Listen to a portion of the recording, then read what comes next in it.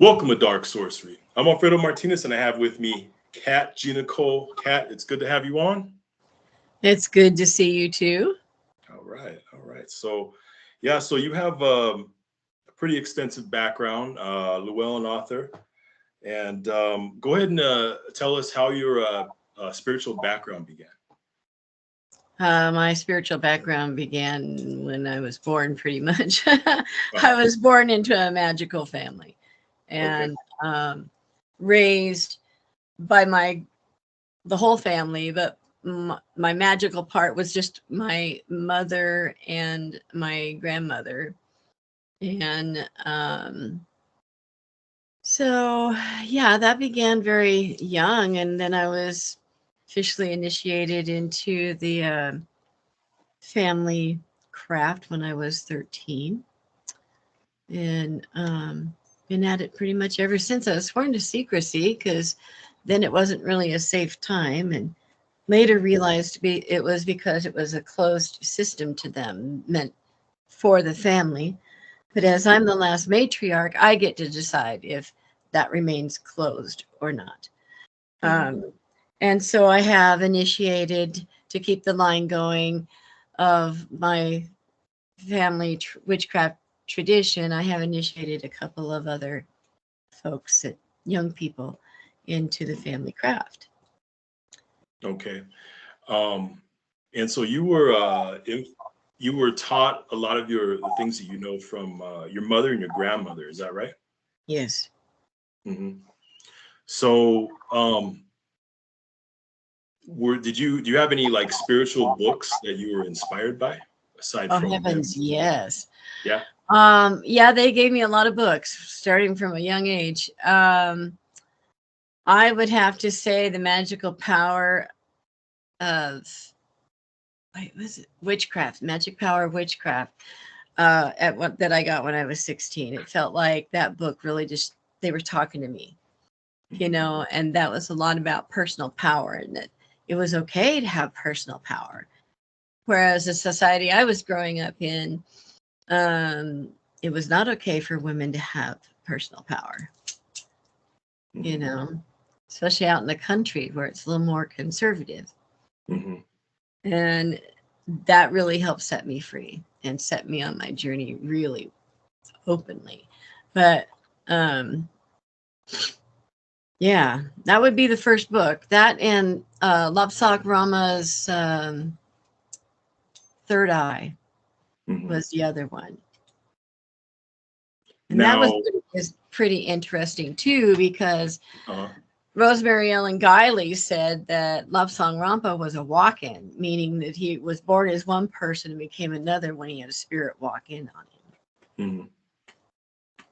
That's interesting because, a lot of times when I talk to other witches and occult practitioners, a lot of them came up in growing up in Christianity. I understand you have a little bit of background that you kind of went to church a little bit. I remember you were telling a story when you were sitting in church, and I think it was your grandmother who was next to you in church with a Bible, and she was telling you, oh, that's an incantation, that's dream work, that's spell work. Yeah, that was my mom. Your mom? That was my mom. Grandma was real traditional, right. Through and through, granny magic, and she kind of frowned at mom's antics in the church. But I'm just like sitting there in church, and I'm like, Mom, you're going to get us in trouble.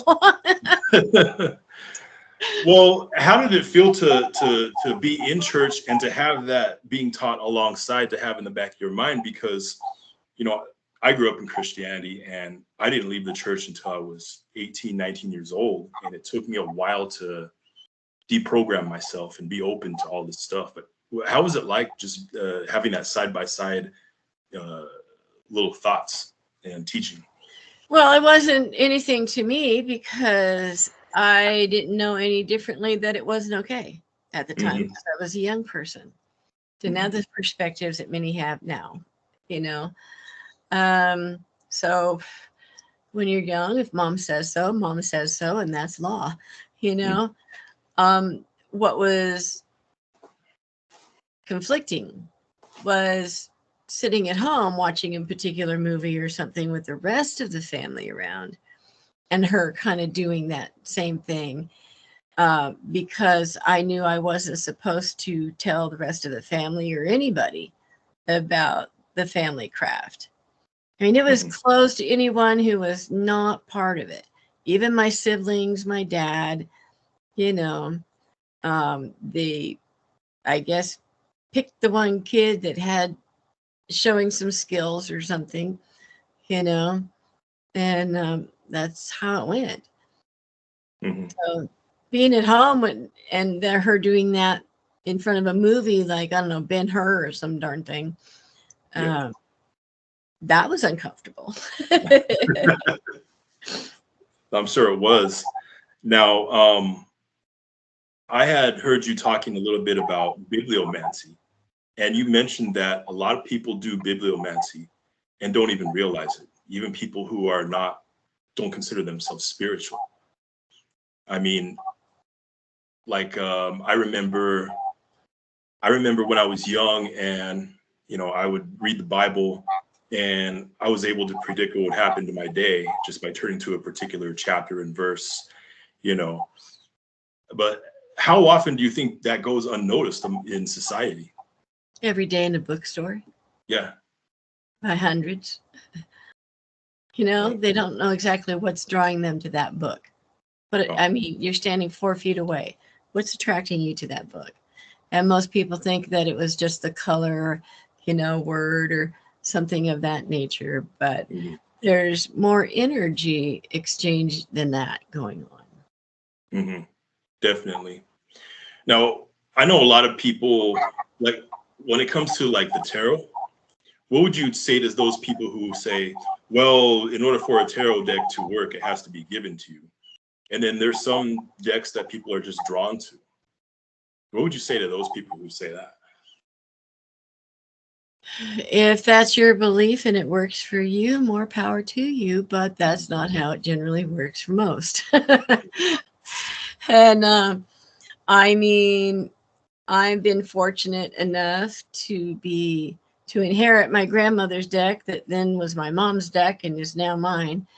And I've been gifted other decks, and I don't typically resonate with the ones that I've been gifted. There was only one deck that I've been gifted, the Dark Queen Oracle that Phaedra Bonowitz gave me, that I really began talking to me immediately, and that's not typical from a gifted deck. And I bought a few that I resonated with as I was walking through the store, and it kind of jumped out at me, that kind of bibliomancy moment, But again, if you believe that it has to be gifted, and it works for you, good job. Now, I've found that, using different tarot decks will tell you the truth sort of with a different twist in a different way. So like, take for instance, if I'm using the Rider-Waite deck, I'll just get a, basic, seeing of how things are going. But let's say if I use the Necronomicon tarot, that will kind of tell me things more from a more straight up perspective, and kind of like telling you things you don't want to hear, but you have to. You know what I mean? Would you agree with that? The different tarot decks kind of tell you things, and they have their own personality depending on which ones they are.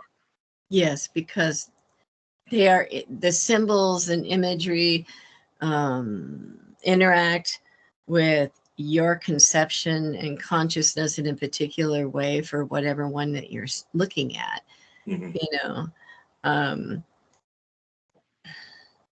And I've seen quite a few people. There's always this person that has their cards read 5 or 6 times and they're getting the same answer from all of them. So there's that part too. Yeah, some people just don't want to accept the truth. Right.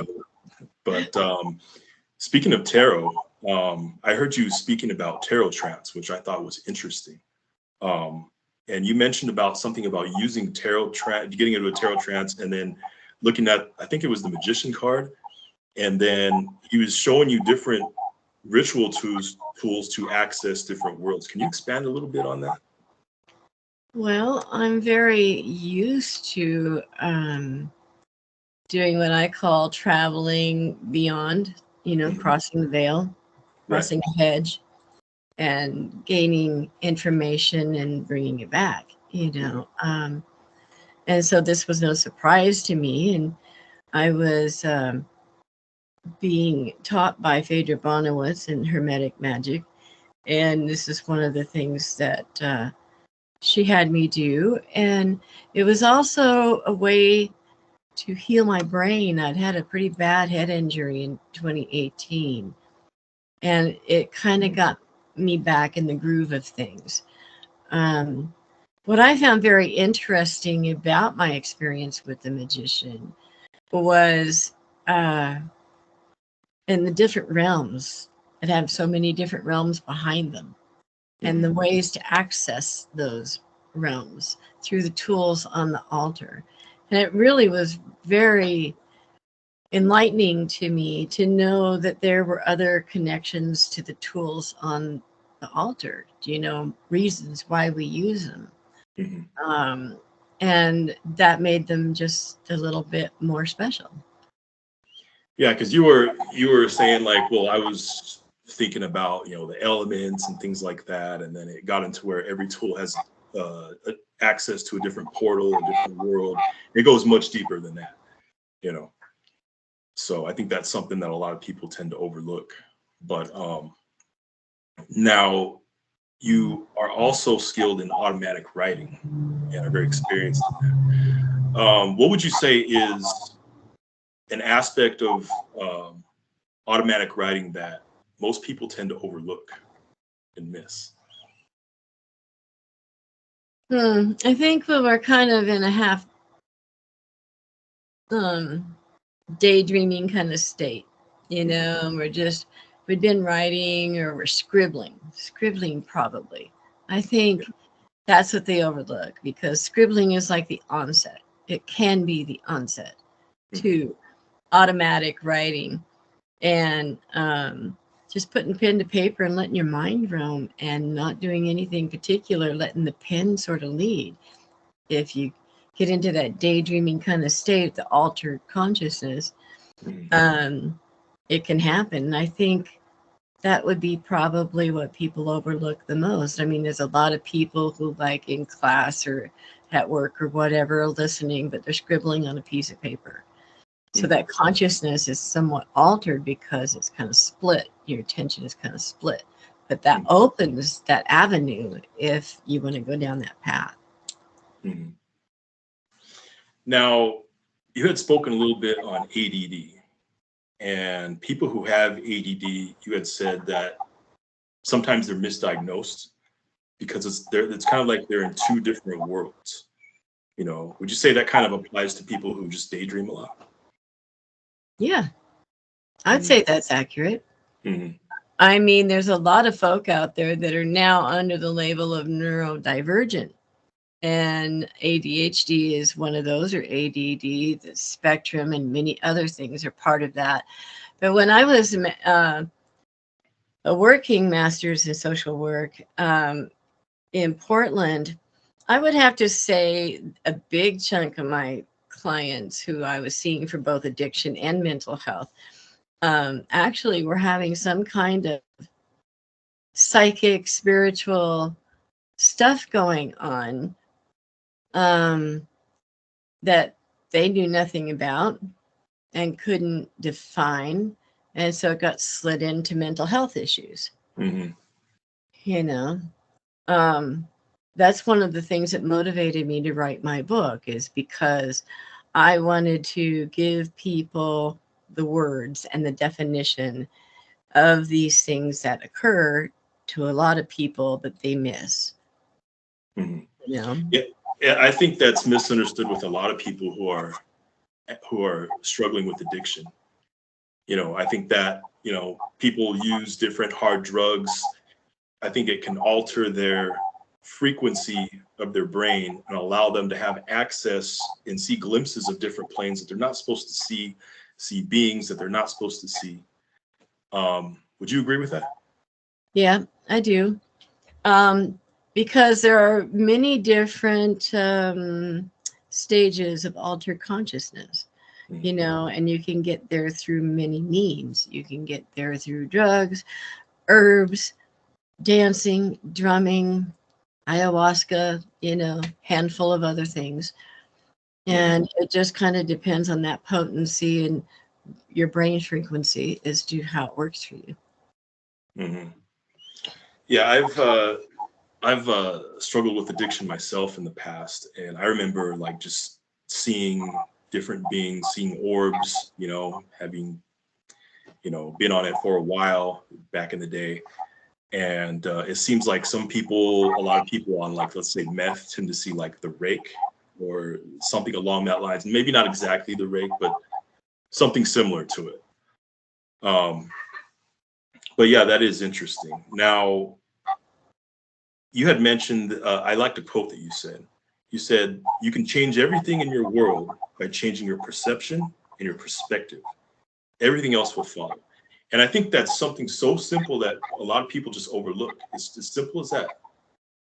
Yeah, you expand just a little bit on that. Oh, yeah. I mean, how much time do you have? But the thing is that's very true. Your perception, your perspective Right. on things can change the whole world. That's the core start of belief, you know, and of reason, intellect, and the 5 faculties that I talk about later in the book. And everything will follow. If your mind is convinced, for example, that the sky is yellow, eventually it will be yellow to your eyes because your body will follow that. You know, if you have deep enough belief that follows with it. And so on a smaller scale, you know, we could believe, say, one political person is a good thing and the other one isn't. But if we start changing that perspective, then our opinion may change. That's the small, simple way that perspective works in our everyday life. But the trick is to a lot of the things that I mentioned in my book is, by the way, this book right here, is that, now I lost my train of thought. Perspective, and then one person's political opinion. Yeah. In Magick, it changes everything. If we pull all these mundane things out that we do every single day, the 5 faculties of the mind, or stuff we do without even thinking, you know, and we pull those out and we get to recognize them and have a relationship with them and know them, we can make them tools and assets. There's so much. They say we don't use part of our brain, but there's more of our brain that we are using that we don't use, that we take for granted. No, that part that like, I know that what you're saying, like they say that we only use about 10% of our brain, depending on who you talk to. So that other percentage, would you say a lot of that is just in the subconscious? Yeah. And then bringing things to the surface when it's necessary. Well, I think that's how the subconscious talks to us. Right. Is, you know, when we're in an altered state of mind, and that could even be sleeping, you know. That's how lucid dreaming happens, and astral travel, I think, and a lot of those other things. And your book is called Psychic Skills in Magic and Witchcraft. Now, you had told a story of when you were writing the book, you had channeled a being, I think it was called Fable. You right? What's that? Fable. That goes back to the automatic writing thing. Yeah. I was sitting on the couch one day. I was let's see, in an open group, and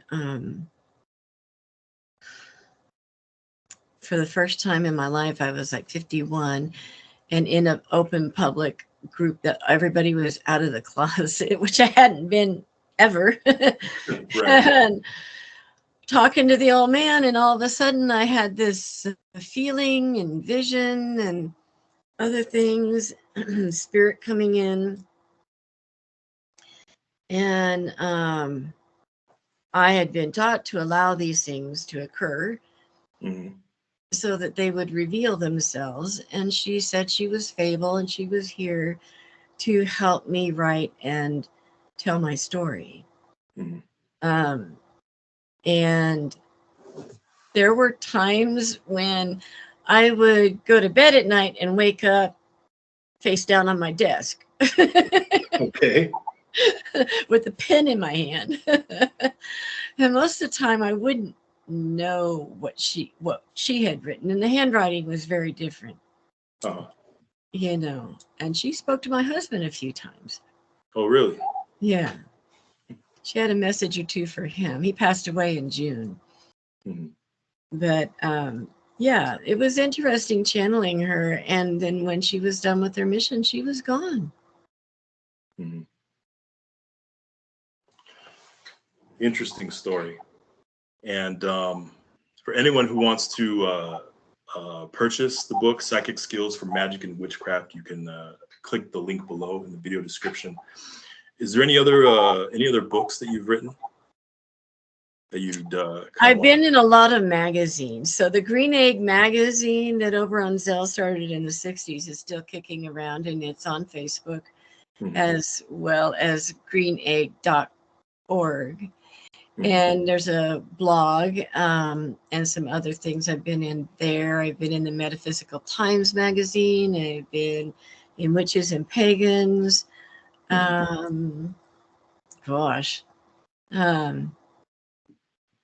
I lose track, I think. Yeah, you have a lot of magazine articles and different articles all over the place. Yeah. I think on my website, I have most of those in one place and all the podcasts and everything. You know, and I think one of the nice things about my website at catginacole.com is that people have liked seeing the excerpts from the book. You know, it's just like a couple sentences from each chapter on there. And they're like, oh, I love that. I get to look at the book before I buy it to see if it's a good fit, you know. Yeah, everyone can catch that at catginacole.com. I'll also have that link below. I want to ask you this question. We live in now the digital age, or what some people call the information age. What would you say is an advantage in living in the digital age versus, you know, before, when there really wasn't any internet? Having been the person like the pros and cons, you know. Having been the person that was sequestered for 50 years. Man. I'd say pro and con both. Having so much available to look at, to see out in the open. I mean, it can be blindsiding, it can be detrimental, or it can be beneficial. You know, and it gets confusing sometimes because I'm in a lot of pagan groups on Facebook, and so many different people have opinions about witchcraft and psychism and magic and so on and so forth. You just never really know which is the correct answer. You know, when you have so many people responding. And to that, I would simply say, pick what feels right, not what sounds right, but what resonates with you out of all those choices. That's about all I can say to that. You know, one thing I noticed different is that back before the internet, when I was just reading books and going to bookstores and stuff, I read a lot of books, and as a result of that, that expanded my vocabulary a lot.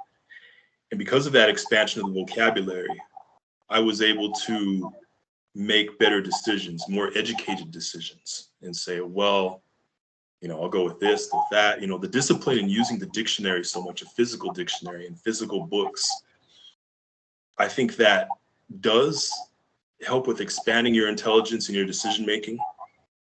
Whereas if someone is online and they just kind of look something up on Google or YouTube and they get the information right away, you know, that there's kind of that detriment right there. But at the same time, I've met some people who have never read any books, and they're just, you know, they've read all their information online, watched videos, and they're just amazing at what they do. You know, do you think that can kind of be a pro or con depending on who you are? Because not everybody learns the same. Oh, absolutely not. And being a neurodiverse person as well as a neurodiverse teacher, that's one of my big things. Trying to find that teaching student vibe that's right for that individual person. But, I still have books from the 60s sitting here. I got grandma's books, mom's books, and they just have a different perspective than anything that you might find online, unless you're finding it in PDF form. There's just a different tone and different context to the older books. And there are still things that are not on the internet. Oh, yeah, definitely. I think there's some stuff that is still taught orally that is kept from the internet. And there's still stuff that's in obscure books that, I've noticed that with some of the information, like, let's say 20, 25 years ago, I bought a book and I thought, well, this is amazing information. And it's gotten me on the right foot.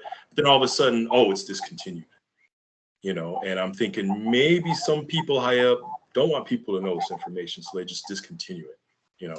Well, right. I know there's a couple of books that I got my eye on. I'm waiting the price to drop because they're like $300. Yeah. And for example, being not on the internet, I don't teach magic online.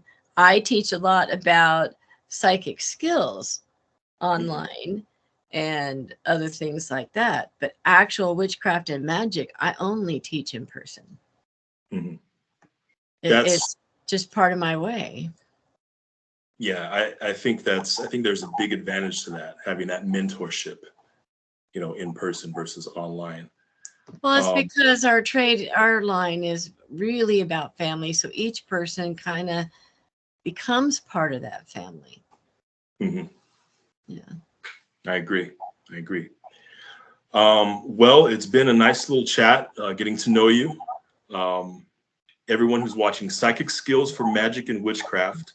Again, you can, there it is right there. You can buy it on Amazon. I'll have the link below. You can also check out catginacole.com for all her information and information on her classes as well and her groups. And Kat, thank you very much for your time. I really appreciate it. Thank you. It's been my pleasure. You have a good day. Yep. And everyone who's watching, like and subscribe to Dark Sorcery.